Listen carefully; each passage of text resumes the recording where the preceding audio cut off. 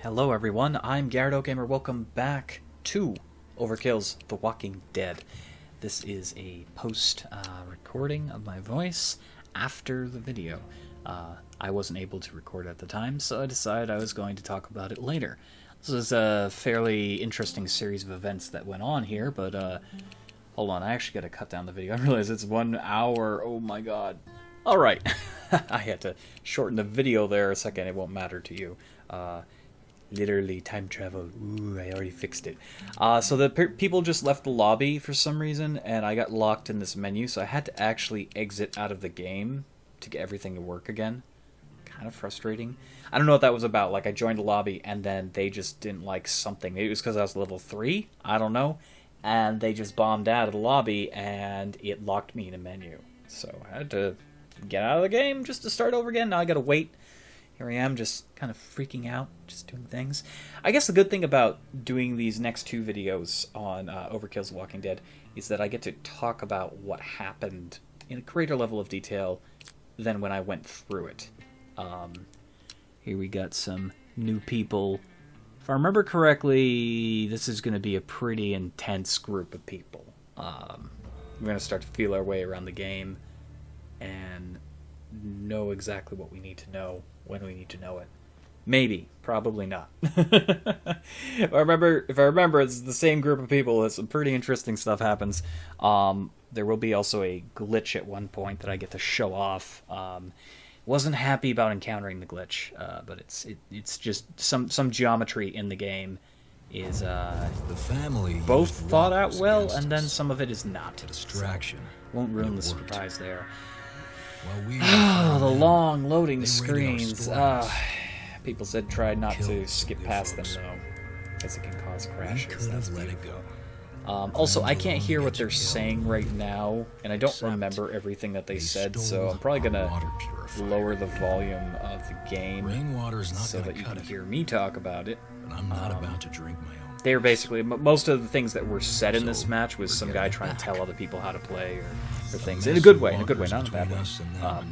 Some people are pretty good at these games, or at least trying to micromanage certain aspects. And I was happy to do what some people were saying, like people are calling out shots, like literally shots.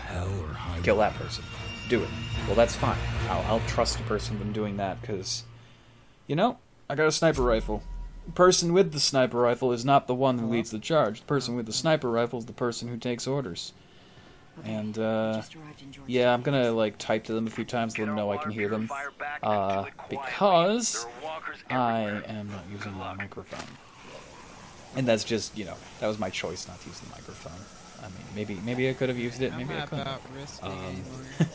There were some things that were happening, though. At least during one portion of these videos, so I was not able to use it. I love the environments in this game. I'm just going to say that right off the bat again. I love how they made this world look. It makes me feel like I'm in the Walking Dead universe. It makes me feel like I'm a survivor at the fringe of society, you know, the crumbling ruins of what used to be the world we know. It's nice. It's nice. And to have a zombie game in today's world, such a great caliber of lighting and aesthetic, plus in a universe that I enjoy. I mean, I love Dying Light. Dying Light is an awesome next-gen zombie game. But what this game offers is the rich amount of lore with The Walking Dead. And it actually makes you feel like you're there. It does. It's good. It's good stuff. Environment, ambiance, that stuff. I've seen a good fuzzy. They were trying to take out some zombies. I didn't want them coming up behind us. Truth be told, we could have actually just walked past those zombies and gone out the door here. Like, look, there's like no zombies down there. Of course, I wanted to be Mr. Stealthy, so I'm gonna go over and I'm gonna go shut on this zombie. Why is that stuttering? 1 second. Okay, that's Corel. That's not the video. You won't notice the stuttering. Oh my god. I was panicking. I was like, is my footage corrupted? What seriously fucking happened? Nope. Footage is fine. It's Corel. Corel, for some reason, couldn't handle what it was seeing and it started to stutter. So I have to assume from this point on, whenever I'm doing voiceovers on these videos, that Corel Studios is having a heart attack. Yeah, it's stuttering right now for me. I'm assuming it's not the case in the actual video. That makes editing pretty hard, doesn't it? Because I don't know what you're seeing now. Oh god. I'm assuming it's fine. I'm assuming it's fine. I do notice, though, when the game stutters or my internet's acting up, and it was acting up a few times recently, the live streams, some stuff is missing. I was pretty upset about that, but if it's happening live and there's nothing, you know, recording it to the servers on YouTube's end, then yeah, it will be lost to eternity, which is a shame, but it happens.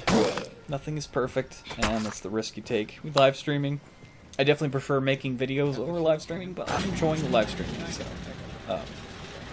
as the beta for this game comes to a close, the first portion of it comes to a close, my overall thoughts of this game is the performance was really nice. The network stuff, the networking things, it was decent. There were a few hiccups here and there with some people. Some people would lag occasionally. But it is the beta, so it's probably because they're trying to test its durability, seeing how the game runs. Also, people like my friend Bane, that's a lot of zombies, hi. People like my friend Bane, their computers have had some problems in the past, so yeah, there's going to be some inconsistencies. Some small, subtle inconsistencies. I don't know why that person just set off that bomb. I have no consequence why they did that. Just attracted more zombies, so yeah. But outwardly, like, looking at the game, it ran amazing on my system. I can say that my inputs, my commands, were really fluid. They worked. There is a trap in there. Beautiful. And I didn't break that. It's gonna cause some noise, but hey, whatever. Don't shoot your guns. That zombie also got its legs stuck in a bear trap. I didn't know they could do that previously, so I was happy about that. And that guy was like, "No firing guns." It's like, I wasn't firing a gun, sir. Wasn't firing a gun. I destroyed a trap. Destroyed a trap. I will say the only thing though I've been having trouble in the developers did talk about it about the performance report on the beta. I couldn't mute people even though there is a mute option for the VoIP. The VoIP is always on. They do have a mute key, but the mute key doesn't work. It just doesn't work. It refuses to function for me. So that was the only thing that was unresponsive. I was not able to get that to run. When I go to attack a zombie, that runs fine. You know, I know that I'm gonna hit them. I know I'm gonna hit them. I will say the wind-up power attack when a zombie is approaching you can be kind of stupid because the zombie can just choose to grab you at any moment. There's almost no reason to do that unless their back is turned to you. I still find myself doing it now that I know I can do it because of how strong the attack is. But it doesn't matter how strong the attack is if you don't hit them in the head. Finding a subtle meta with how you play this game. But so far, I mean, it's still very enjoyable. Very enjoyable.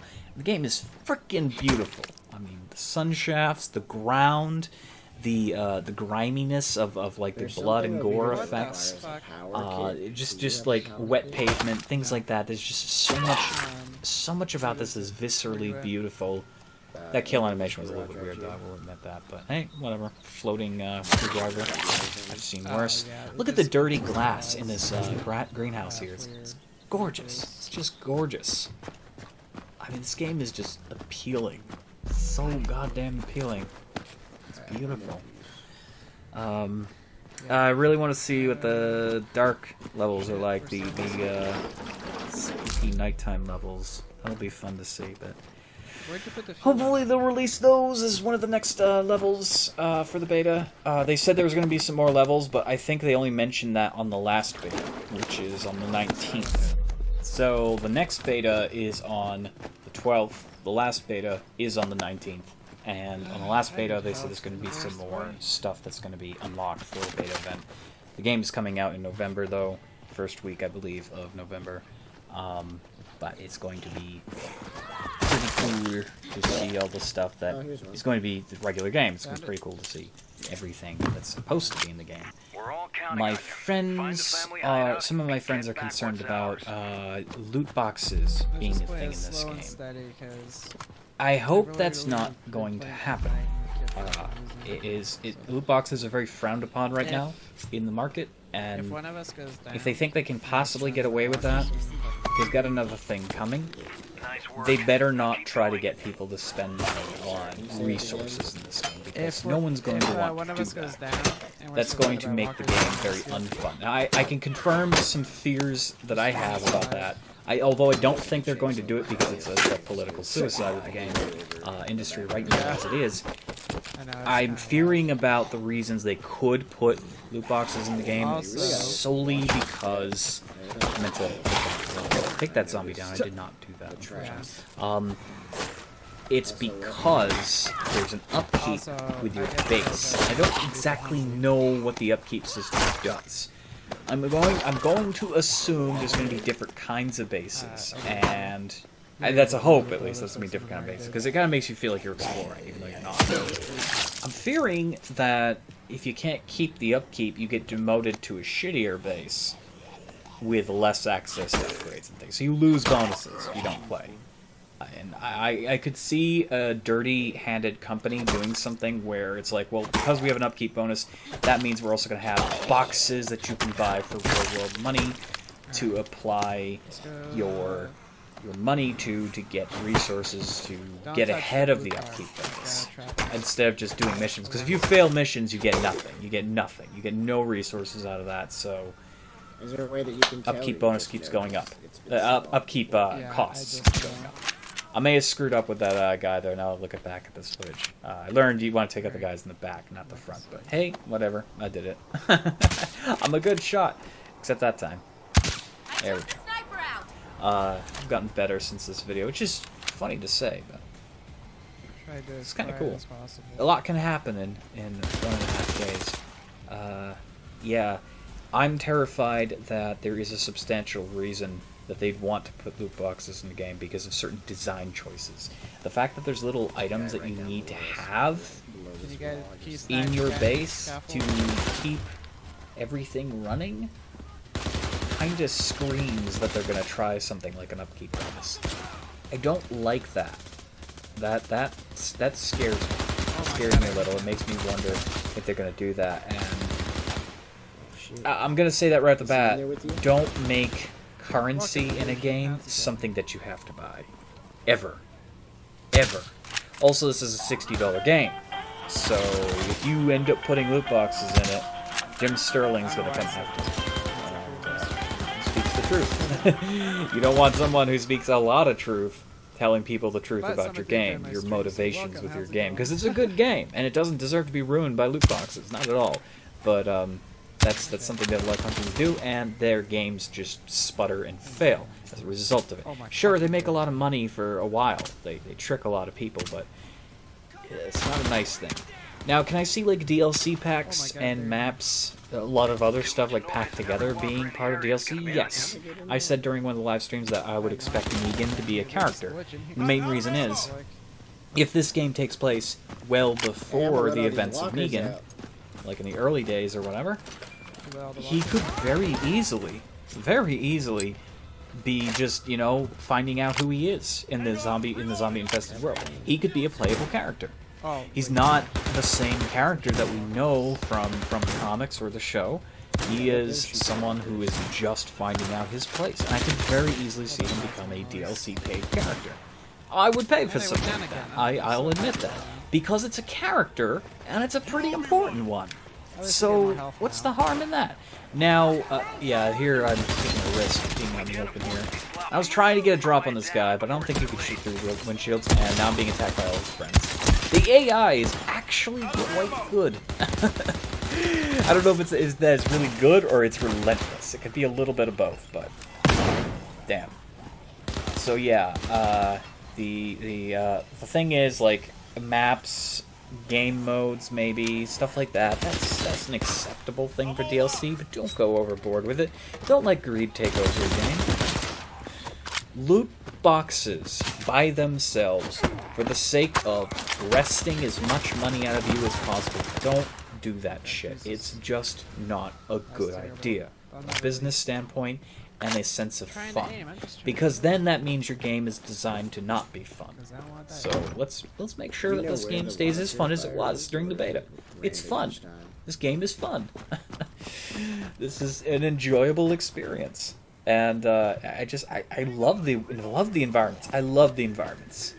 There's another trap. I'm gonna set it off against my better judgment because somebody's gonna walk over that at some point. Somebody's gonna walk over that.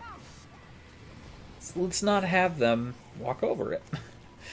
I'll take it out, and they won't have to worry.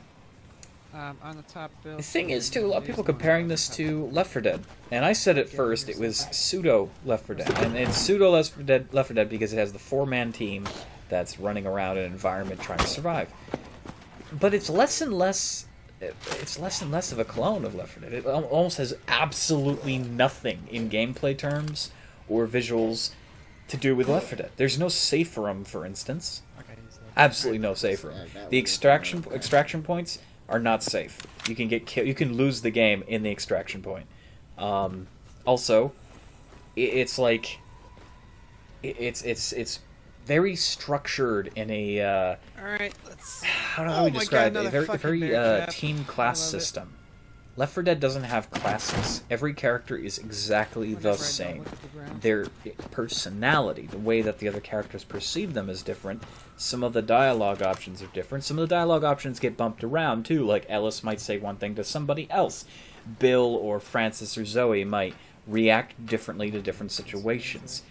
Maybe they'll see something in an area in a level and it's scripted to say one of them has to talk about blah blah blah, or you have Coach wanting to go to the roller coaster and one other time he doesn't talk about it. Those games are very simplistic in that manner and they do it quite well, but this game has a deeper level of interaction because the characters are behaving different throughout the level. I will say the banner though between the characters is non-existent. There is no banner. I don't know if that was a choice to keep it serious. This is not supposed to be a funny game at all. And I mean, I can applaud them for that choice. But there's no banner. There's none. It's just like, I'm reloading. Walker over there. Bloater over here. Watch out for that bloater. It's very dry. It's very dry. There's just no banter whatsoever. Here we are trying to figure out what targets to take out first. And I learned a lot from this, at least in this encounter, who to select and who not to select. And I have no silencer now, so that's gonna be great. Yes. Enemy over there. Going to hear that no matter what. But they don't really know where we are. Over there. Yeah. I like the team-based stuff, though. I really do. The characters having different purposes. Like, I'm a medic, so my job is I have an emergency heal for everyone, and I'm better at healing than everybody else. So if I need to heal myself or I need to heal them, I do it better than everyone else. I have a lot of supporty stuff. On top of that, I've chosen to take the lockpicks with me, and those are an item that you again really define your class in a new way. I'm a medic who can open locks. Anything that has to do with locks, I can open it. I'm still trying to figure out crafting, by the way. There doesn't seem to be any guides on how to actually do it. The keys don't... Like, there's a thing, it says your keys, and it shows an arrow. Every arrow on my keyboard doesn't actually open up crafting. So I don't... And you can't re-keybind it, so I don't fucking know. I don't know what it wants me to do. But despite that, you can pick lockpicks, you can have wire cutters, you can have a power cable, you can have all sorts of stuff, and that will further define your class because you can utilize that in new and awesome ways throughout the level. And you only get to choose one throughout, the beginning of that level, so you can't just switch it up mid-round or whatever. You have to go with what you picked. I do like that because in reality, if you're like surviving out there in a zombie-infested world with a bunch of people, you're going to go on this mission, you're going to take something. I'm going to get attacked by a zombie in 3, 2, 1... Don't shoot the melee. No, not just yet. I will get attacked by a zombie, I promise you that. It'll happen. Yeah, there we go. A little bit quick on that. Yeah. So, in reality, you're only going to have so many tools on your person at any given time. Ow, he shot me. How dare you.